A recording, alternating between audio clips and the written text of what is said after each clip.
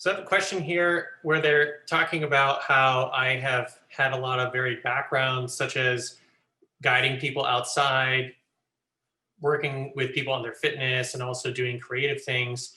And you're just wondering how all of that works together. And I would say that my intro of I call myself a climber, creator, and coach is kind of my encapsulation of that. I predominantly identify myself as a climber because that's been my kind of life pursuit. It's the hobby that I have, it's the thing I like to default to.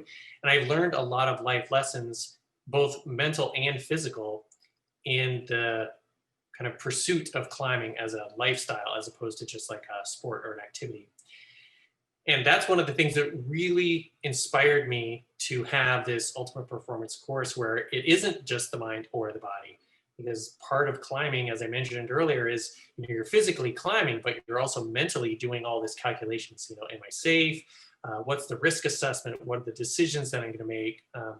But there's a huge impact on if you're hesitant because you're scared or you're unsure, in your mind, then physically you're not going to be as fluid. You may not be able to, you're going to manifest the mental limits in your body. Whereas if you're sure and you're confident and you know you're super fit and you've done this before and you're like, yes, I can totally do this, you're going to be much freer with your physical movements because you're much more following your psych, like I said earlier, psyched to be like, oh, I'm just going to grab the hold and I'm going to get to the top, and I'm totally like amped and excited.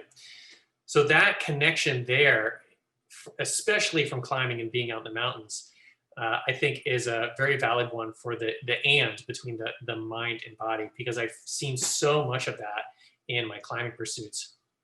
And fitness is the same way. It's strength and conditioning.